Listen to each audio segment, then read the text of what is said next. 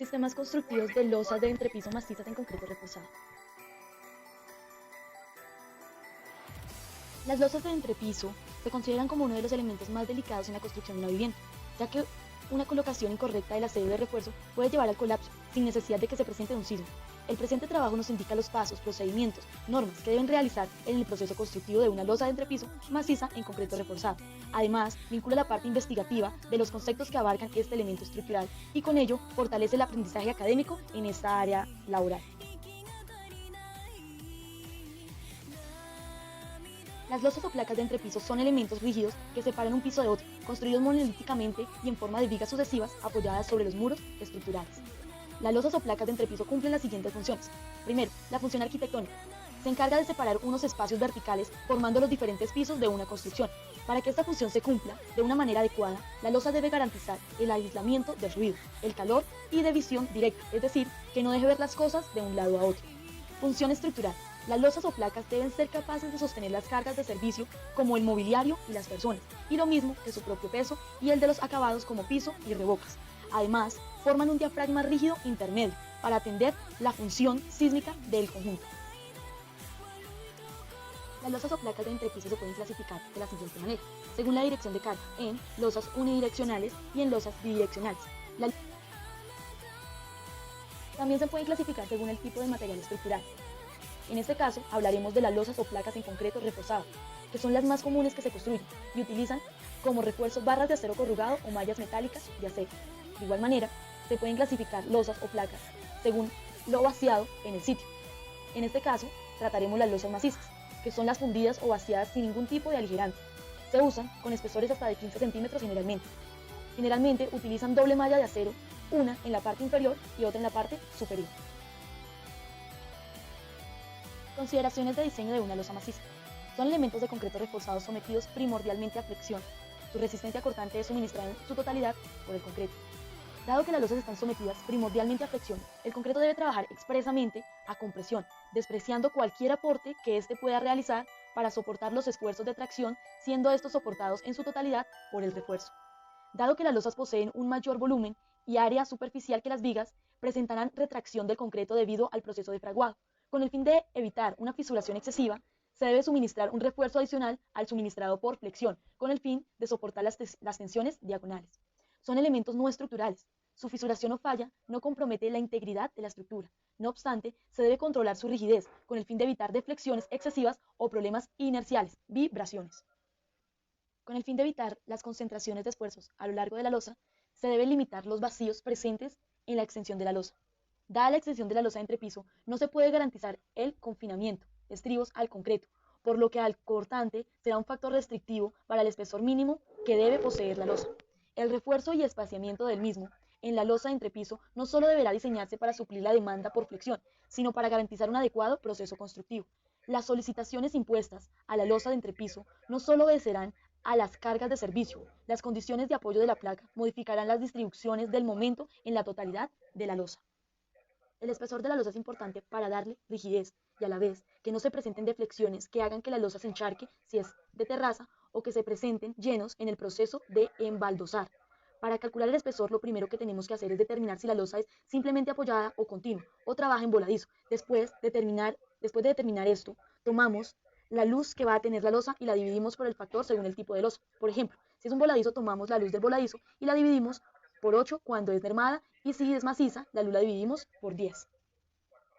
Para realizar el diseño estructural, se tiene en cuenta que debido a la extensión de la losa, se hace la suposición de que una losa en una dirección es una viga rectangular con una relación grande de ancho a longitud.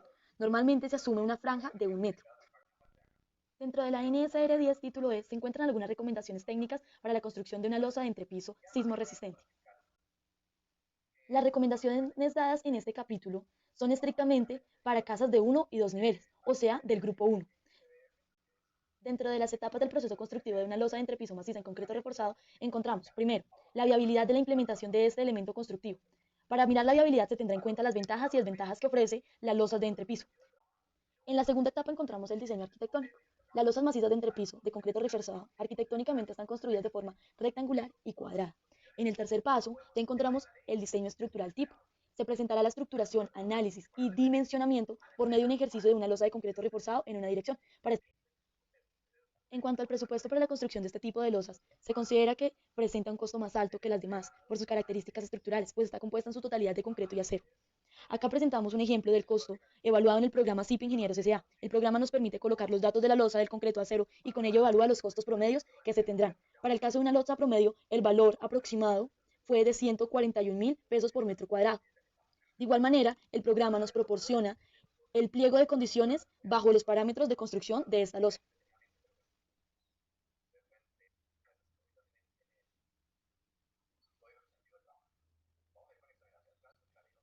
Bueno, a continuación vamos a mostrar cómo sería el proceso constructivo de una losa maciza. Entonces, lo primero que tenemos es que preparar el puesto de trabajo, el lugar donde se va a instalar la losa, donde se va a construir la losa. Eh, Vemos que debemos verificar que tengamos todas las herramientas necesarias, el equipo necesario y los materiales. Bueno, dentro de las herramientas pues tenemos los martillos, los flexómetros, palustres, las pinzas para amarrar alambres, palas, muchas otras cosas más. El equipo, andamios, escaleras, una mezcladora si se va a mezclar ahí o no sé si se pide el concreto a una cementera. Eh, y baldes y bueno, demás elementos que necesitemos. Y materiales, pues los materiales necesarios para la construcción. Luego tenemos la preparación de los encofrados. Bueno, ya todos sabemos que el encofrado es una estructura temporal que nos sirve para darle una forma definitiva al concreto.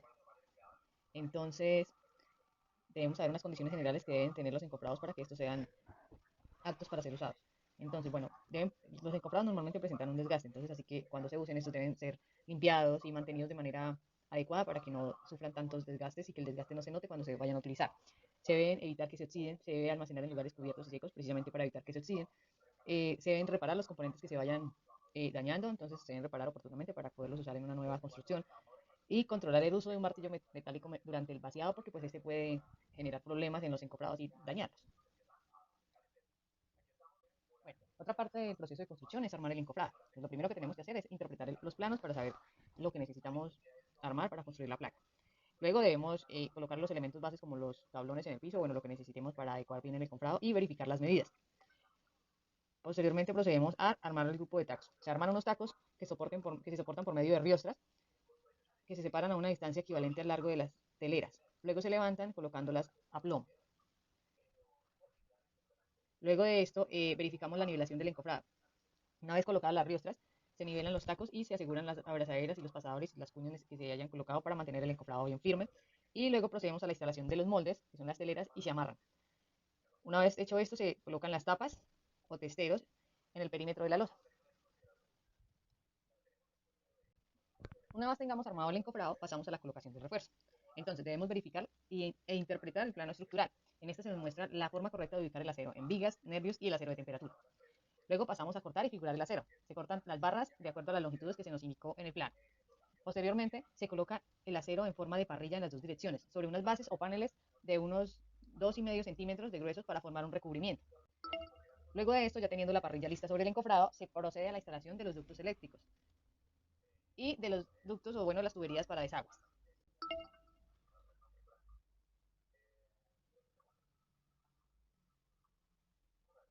El siguiente paso en la construcción es la fundida de la losa. Para la preparación del concreto, se debe utilizar la dosificación que se especifique en los planos. El concreto puede ser preparado in situ o preparado en una planta cementera. Tenemos que verificar que el transporte del concreto sea correcto, porque debe garantizar las características mecánicas del mismo y evitar la segregación de los materiales. Finalmente se procede a la colocación del concreto. El concreto se vacía sobre el acero y se va regando con una pala. Luego se chuza con el vibrador y por último se nivela y se recorre con una boquillera o codal. Al chuzar el concreto se debe levantar el acero de la formaleta unos 2,5 centímetros para garantizar que quede cubierto por el concreto formado por el recubrimiento. Eso se ha hecho cuando se instala el acero, que se ponen los taquitos para levantar el acero de manera que quede un recubrimiento pues, para protegerlo. Cuando los planos especifican ese recubrimiento, en la parte superior se deben pasar niveles y fundir una placa superior con el espesor igual al especificado en los planos. Generalmente este puede ser de 5 centímetros. Una vez fundida la losa y pasado el tiempo suficiente que especifica la norma, se procede con el desencofrado o retiro de las formaletas. Entonces, los tiempos mínimos para el retiro de las formaletas se especifican según el comité de ASI, como se muestra en la imagen. Entonces, para tapas de columnas y testeros de muros y losas, en clima cálido 9 horas, en clima frío 12 horas. Para tacos o puntales de las losas, vigas y escaleras, El clima cálido 11 días y en clima frío 15 días. Luces que se consideren grandes 21 días. Y con esto finalizamos el proceso de construcción de una losa.